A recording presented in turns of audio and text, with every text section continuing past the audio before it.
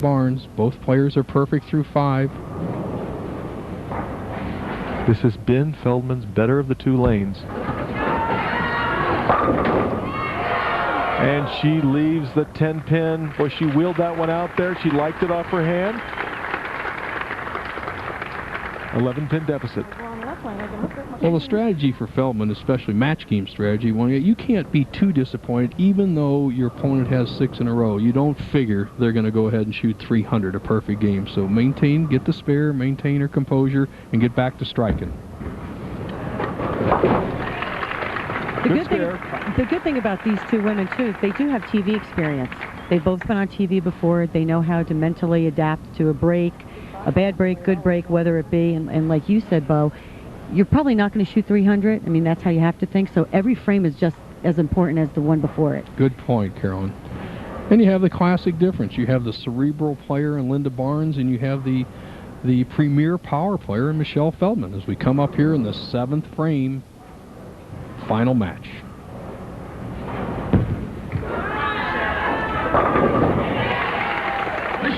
Just saw them out there. There's no big deal. It's just a very Feldman-esque. We're using 3-pound 6-ounce to 3-pound 10-ounce pins, all sanctioned by the USBC. And when you have that much power, Marshall, they could have been tree trunks and she'd have knocked them out. Yeah. Now Barnes with an 11-pin lead. Big shot here could increase that to 21.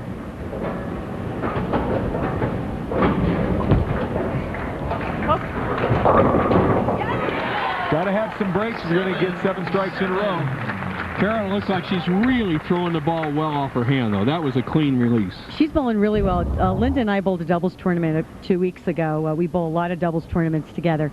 And she really has. She has really worked on being able to get further right on the lane. She likes to kind of loop it a little bit. She's worked really hard on it and also maintaining the ball speed while doing that because she's not comfortable. So here, you know, practice pays off because here she is and she's getting the results she wants.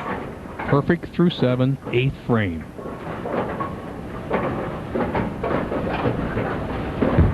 There you go. Good shot. Good shot. 2/3 the way, Marshall. Best shot of the match right there. Right off her hand. She's going good shot, good shot. She knew it.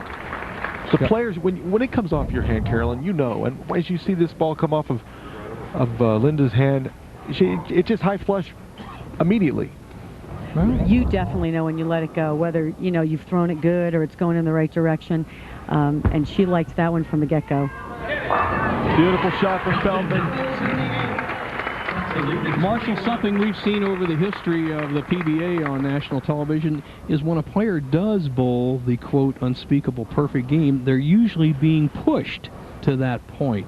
And remember Mike Albee against David Ozio in Wichita, 279 to 300. And I feel that's important.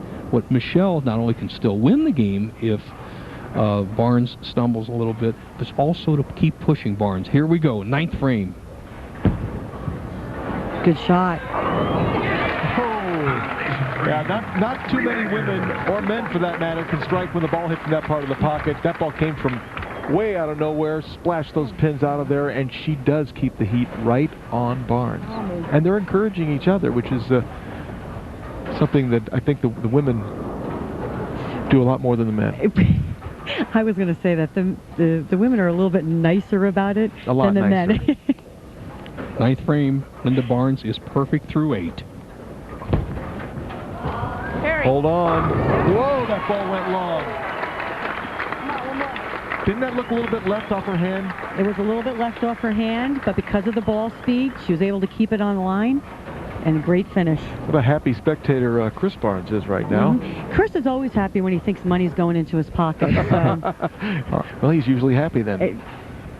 Lynda Barnes, a situation for her, she needs a strike here to lock up the match. This match is not over. She may be thinking 300, but she should be thinking match. Here it is. The biggest shot of the match so far. Got a chance. Got a chance. Marshall, that locks up the match. Now she's on the doorstep to immortality in women's bowling right now. Come on, one more. Well, I certainly didn't see this coming. I would have thought, 220, 230 would win this game.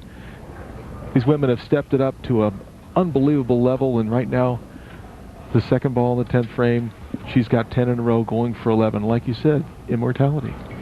And I'd like to make a note that every 300 on the PWBA Tour was bowled against me. This will be the first one without me. Hang on, she pulled it.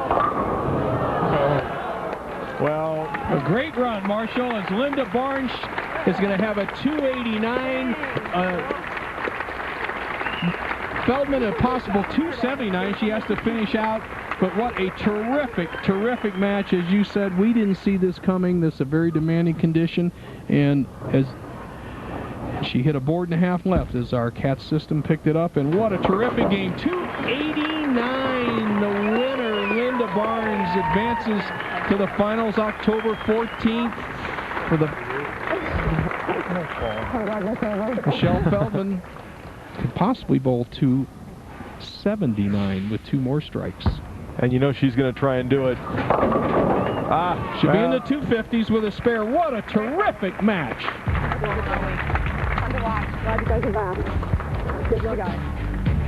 Great sportsmanship. Feldman with a possible 258. Barnes shoots 289. And I'll tell you, Lynda Barns advances to the finals on October 14th. We'll be back to talk to her right after this break. Don't you